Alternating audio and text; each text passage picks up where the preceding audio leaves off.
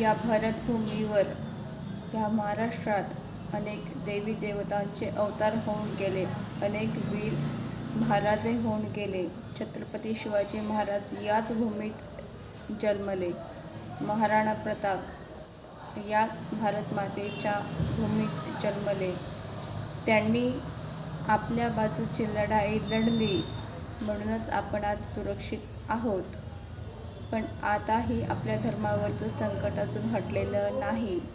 आजूबाजूला थोडं लक्ष असू द्या. उद्या आपल्यावर जर काही संकट आलं तर कोण वाचवणार आहे, म्हणून गप्प बसणं सोडून द्या. आपल्या हिंदूंना कशाची भीती वाटते मला तेच कळत नाही.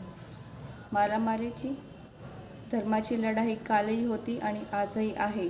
म्हणून जे लोक धर्माचं रक्षण करतात, गायीचं रक्षण करतात, त्यांच्यासोबत उभे राहा. एकत्र या. स्वतःपुरते बघू नका.